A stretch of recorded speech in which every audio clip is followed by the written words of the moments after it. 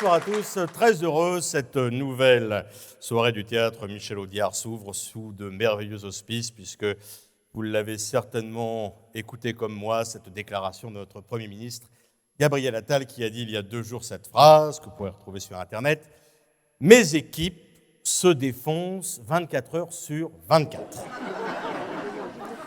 Et c'est bien la première fois qu'on ne doute pas de ce que dit un politique. Et ça garde son chapeau. Alors évidemment, il y a aussi des nouvelles moins farces. Vous avez vu cet accident qui est arrivé à un de nos plus charmants chanteurs nationaux, Kenji Girac. C'est vrai que c'est un drame. Et alors évidemment, il faut toujours, même dans les choses dramatiques, trouver quelque chose qui peut faire sourire. Alors donc dans les analyses de la police, il avait donc 2,5 grammes d'alcool dans le sang, ce qui montre qu'après avoir obtenu la nationalité belge puis russe, Gérard Depardieu aurait fait un excellent gitan.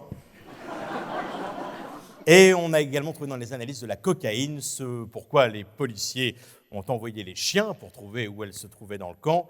Et à ce moment-là, le chef des gitans a décidé de lever le camp, ce qui prouve qu'une fois de plus, les chiens aboient et la caravane passe. Et puis, dernière chose, c'est tout de même une tragédie, parce qu'on voit ce chanteur, Kenji Girac, qui est charmant, qui est très beau, qui plaît beaucoup aux dames, paraît-il. Et d'ailleurs, il l'a dit lui-même, c'est dommage, parce que les Françaises m'adorent, mais les gitanes maïs. Et ça,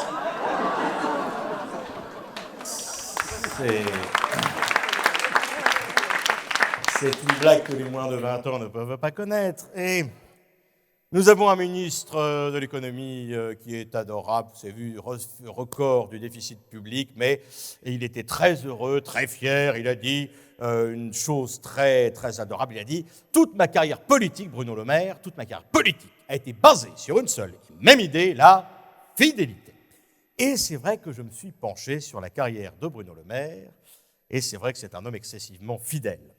D'abord, il a été fidèle à Chirac, puis il a été fidèle à Sarkozy. Puis il a été fidèle à Copé, puis il a été fidèle à Juppé, puis il a été fidèle à Fillon, puis il a été fidèle à Macron. Il est fidèle à tout le monde, mais pas en même temps.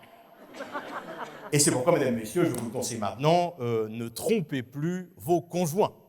Faites-leur une Bruno Le Maire. Vous allez coucher avec votre voisine ou votre voisin, puis vous revenez voir votre conjoint, vous lui dites « Chérie, je ne t'ai pas fait cocu, non, je t'ai fait une Bruno Le Maire. Je t'ai trompé, mais avec fidélité. » Et ça, c'est de la dialectique. Et la dialectique qui rejoint ce qu'essaye de faire Mme Nicole Belloubet, notre nouvelle ministre de l'Éducation nationale, qui est absolument, absolument charmante, elle aussi. Vous avez vu qu'elle ressemble un peu à Dalida, hein, mais à Dalida aujourd'hui. Elle essaye d'aider les professeurs en difficulté dans les banlieues sensibles, et c'est vrai que c'est dommage de voir tant de professeurs partir le matin enseigner, revenir le soir enseigner. Nicole Belloubet, qui lorsqu'elle croise Emmanuel Macron n'a qu'une devise: et du con, et du con, et du con.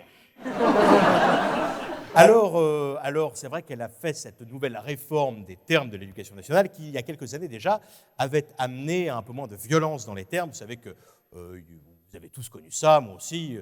On nous disait, quand un élève était mauvais dans la classe, on disait aux parents: votre fils est un cancre.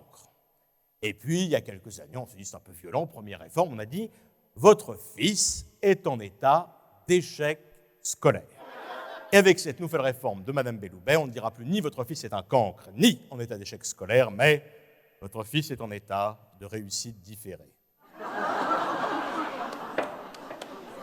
Et c'est vrai que c'est important, les termes. Regardez, avant, dans un mariage recomposé, on disait du deuxième conjoint qui était la pièce rapportée. C'était pas gentil. Du coup, on a changé cela, et de la pièce rapportée, c'est devenu la valeur ajoutée. Et maintenant, avec le mariage gay, c'est le morceau choisi. Donc, vous voyez que, en attendant la nuit de noces, avec la pièce montée. Alors, dernière petite actualité avant de vous présenter ce spectacle. Monsieur Emmanuel Macron a joué au football. Et ça, alors, je me suis procuré le rapport de l'arbitre. Que je vous lise ça. Hop, non, j'ai plus de rapport d'arbitre. Si. Ah si, il est là.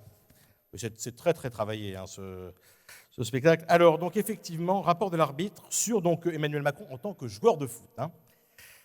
Il n'a pas l'esprit d'équipe. Il promet qu'il va marquer, mais finit toujours sur la touche. Mate ses copains dans les vestiaires. Elle adore se prendre des pénaltys. Non. Attendez, qu'est-ce que je vois derrière? Non, c'est pas le rapport de l'arbitre, non, non.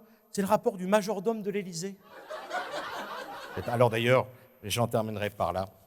Une petite anecdote qu'on m'a racontée, c'est que l'autre jour, Emmanuel Macron a fait un petit tour de France et il est parti avec Brigitte. Et évidemment, le cortège présidentiel s'arrête à un moment pour prendre de l'essence.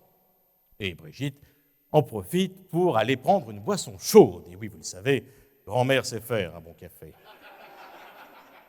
Elle tarde un peu à revenir, et quand elle revient enfin, au bout d'un quart d'heure, Macron lui dit « Écoute, Brigitte, quand même, t'as été longue, qu'est-ce qui s'est passé ?» Et Brigitte dit « Écoute, Manu, j'ai croisé le petit Henri. Tu te souviens du petit Henri ?» Macron fait « Le petit Henri, non, je vois pas, c'est qui le... » Ton voisin en 5e, là, quand j'étais votre professeur de français. Ah, le petit Henri, bah oui, évidemment, évidemment. Et là, Macron reprend son sérieux, il dit « Mais je me souviens qu'à l'époque... lui aussi, il était intéressé, lui aussi, de draguer. » Et fait Macron. Quand je pense que tu aurais pu devenir la femme d'un pompiste en plein milieu de la France. Et là, Brigitte dit, non, Emmanuel, tu te trompes. C'est lui qui aurait pu devenir président de la République.